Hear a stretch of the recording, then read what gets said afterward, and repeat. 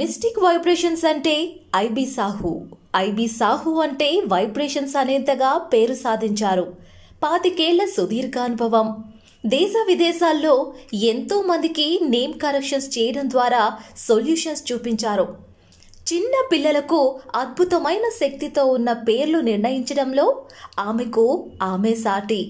విద్య, ఆరోగ్యం, వృత్తి, వివాహం, జీవితాలకు సంబంధించిన సమస్య ఏదైనా ఖచ్చితమైన పరిష్కారం సూచించిన ఘనత ఐబీ సాహు గారి సొంతం.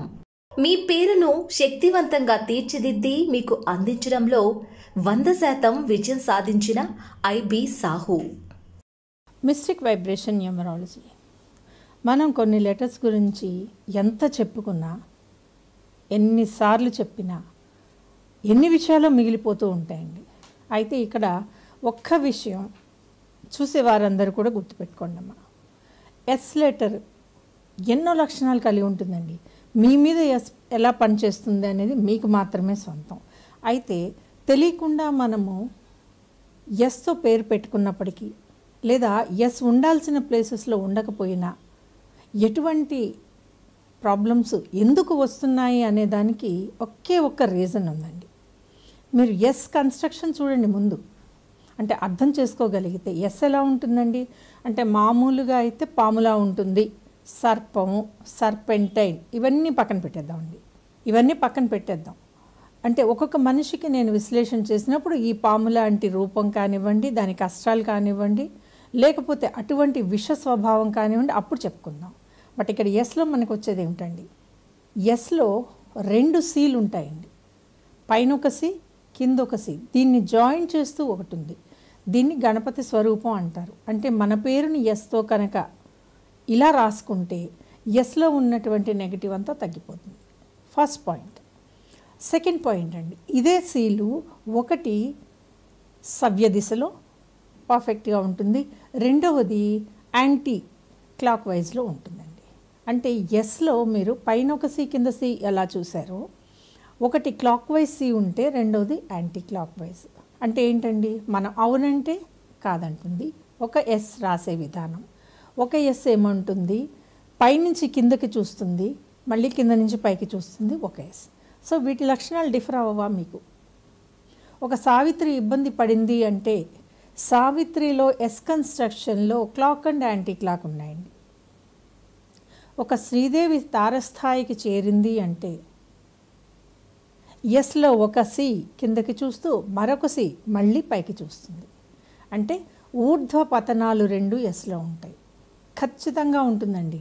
అంటే ఎస్ పెట్టుకుంటే శ్రీదేవిలాగా తారాతీరాలకు వెళ్ళిపోవచ్చు అంటే వెళ్ళొచ్చు.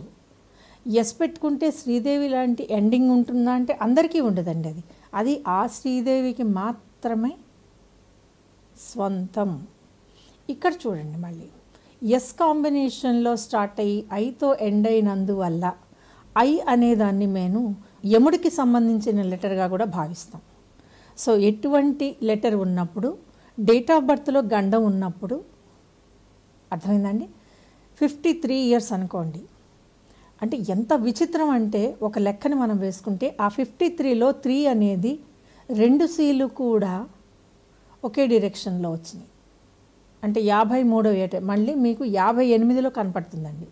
53లో గండం తప్పించుకుంటే మళ్ళీ 58లో తప్పదుగాక తప్పదు. సో ఇక్కడ ఈ 3 అనేటటువంటి నెంబరు 2 సీలని యాంటీ డైరెక్షన్లో ఉండటం వల్ల ఈ శ్రీదేవిలో ఎస్ అనే అక్షరము యాంటీ డైరెక్షన్లోకి రిగ్రెషన్లో వెళ్ళటం వల్ల ఐ అనే అక్షరం ఎగ్జాక్ట్గా యాక్టివేట్ అవటం వల్ల ఏదైనా సంభవమే. అది సావిత్రి విషయమైనా కావచ్చండి, శ్రీదేవి కావచ్చు. పాతకాలానికి సావిత్రి సేమ్ కాంబినేషన్ ఎస్ఐ, కొత్త కాలానికి Sridevi same combination SI.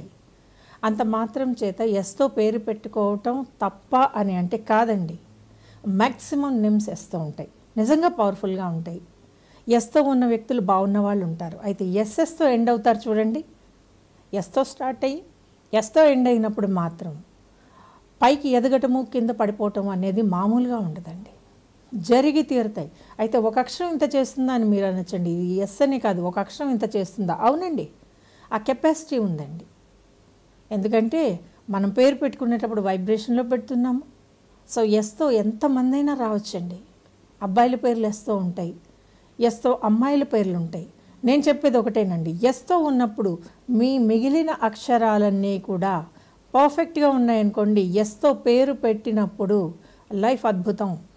Yes మీకు ధనాన్ని ఇవ్వగలదు. ఎస్ మీకు మామూలుగా చెప్తుంటాం కదండి, కాల సర్ప దోషం. నేను బిలీవ్ చేయకపోయినప్పటికీ ఎస్ అనేది ఒకవేళ అటువంటి లక్షణాలు ఉంటే కట్ చేస్తుందండి. అయితే ఎస్ ఎక్కడ ఉండాలో అక్కడ ఉంటే మాత్రమే.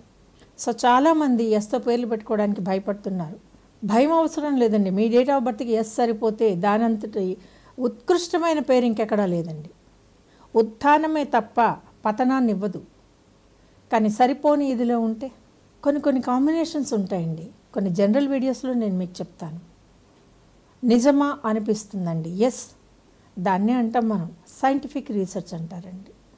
ఎంత ఇదిగా ఉంటుంది అంటే ఇక్కడ మీరు ఎస్ అనగానే 1, 3 ఇచ్చేస్తే సరిపోదు కదండి. డేట్ ఆఫ్ బర్త్ని బట్టి ఎస్ వాల్యూ ఏది ఇచ్చుకుని చేసుకుని ఒకవేళ కరెక్షన్కి వచ్చినప్పుడు ఆ ఎస్ని కనుక మనం అందుకుంటే అద్భుతం. ఎస్లో ధనం ఉంది, ఎస్లో రాజసం ఉందండి, ఎస్లో అవునన్నా కాదన్నా మాట వినకూడని పంతం కూడా ఉంటుంది, ఎస్లో తొందరపడి ప్రేమించడం ఉంటుంది, ఎస్లో తొందరపడి మోసపోవటం ఉంటుంది, ఎస్లో తొందరపడి రియల్ ఎస్టేట్లో డబ్బులు పెట్టేయటం ఉంటుంది. ఒక ఎస్ ఇంటికి పెద్ద నేనే అనుకునే బాధ్యతలన్నీ తీసుకునే స్వభావం ఉంటుంది. ఇదే ఒక ఎస్ చదువుకునేటప్పుడు చదువు తప్ప మిగిలినవన్నిటి మీద ధ్యాస పెట్టడం వల్ల అన్ఎడ్యుకేటెడ్గా మిగిలిపోయే ప్రమాదం కూడా ఉంటుంది. ఎందుకంటారండి, మెలికలు తిరిగిన అక్షరం ఇది. సో ఇది 26 అక్షరాలు ఉన్నాయి మనకి ఇంగ్లీష్లో. ఈ మెలికలు తిరిగిన అక్షరాలు ఎన్ని ఉన్నాయో మీరు ఒక్కసారి లెక్క వేయండి. అన్నీ స్ట్రైట్గానే ఉంటాయి, ఉంటే గుండ్రంగా ఉంటాయి, లేకపోతే స్క్వేర్లో ఉంటాయండి. ఒక్క మెలిక తిరిగిన అక్షరం అంటూ ఉంది ఏదైనా అంటే ఒక పాసం అండి, ఓ బంధనం వేసేది ఎస్. సో సునీత వస్తే అమ్మాయికి లైఫ్లో ఇబ్బంది ఉంటుందని భయపడాల్సిన అవసరం లేదు, కరెక్ట్గా చేస్తే చాలండి.